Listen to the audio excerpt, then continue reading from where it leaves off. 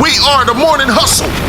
Morning Hustle Show, L'Oreal. We are here in the building with Sean Garrett, the Sean Garrett. Hey. What's going on with you? What's up? How You be doing? talking your shit, huh? I mean, I pop some shit, you know what I'm saying? I pop some hits, you know what I mean? Yeah. Do you feel like when it comes to like producing, writing, and we all know that you have done some great records, but do you feel like some people kind of like don't really give you the credit that you deserve? I'm the greatest songwriter alive. Of course, they can't. I mean, 56 number ones in. I mean, I go. I'm still going viral. You know what I'm saying? That's crazy. Chris Brown, Beyonce, Usher.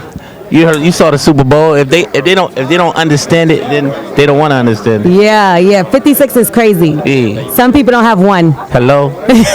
So do I? Nah. What's the process like though? Because I know you've been writing for years, right? So Yeah. does it switch up, or do you have like a routine of how you create?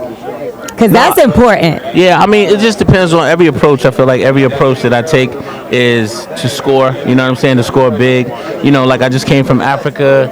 I've been the last 2 days. I've been in the studio with Ara Star. You know what I'm saying? She's like one of the biggest. I love her. Biggest African artists in the world. So I just take on these. I just take on challenges that I feel like are inspiring to me. That's going to be inspiring to the world, inspiring to the consumers. And I just stay focused on that. You know what I'm saying? I don't be focused on nothing else but just being great and staying focused and making hits and putting my numbers up. Right. Well, you are working on Aaliyah's project right now. You have a single that's out called Gone with Tank. That's right. And Aaliyah. Yeah. So how is the process for that? Because how is this music even getting going?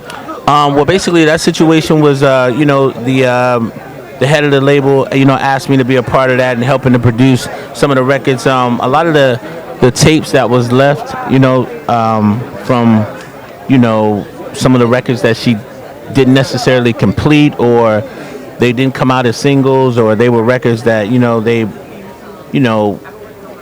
maybe we were to take a verse from here and make a song to add, just to add and build on, just for the fans to be able to still feel her authentic records. I heard there was a lot of people thinking that it was AI and stuff like that. Yeah, that's what I heard. But as it well. wasn't. You know what I'm saying? Yeah. It's like we actually pull the vocals from the tapes. You know what I'm saying? So, it's a beautiful thing for me to not have been around when she was around, right? But to have the opportunity to work on something that historic, and it was just beautiful for me. But being an artist, that's kind of a touchy situation when it comes to music that wasn't completed. Because I know if there were some things that you didn't complete that came out, you might have probably felt the way. I was talking to Jama earlier, and he talked about like songs that came out that maybe those might have been songs that they didn't like, or whatever the case.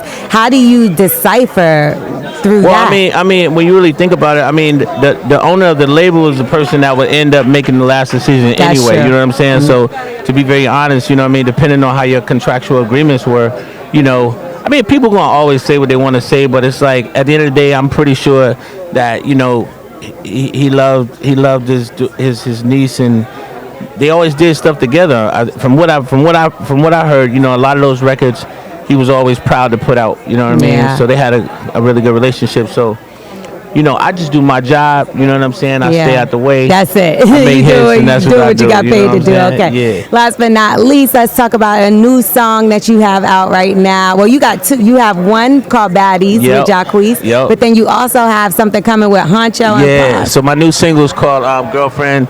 It's Sean Garrett featuring Huncho and Plies. I love this. You know what I'm saying? And the chorus is girlfriends, the wives, and my wives turn to girlfriends. Girlfriends, the wives. Now the wives is my past tense.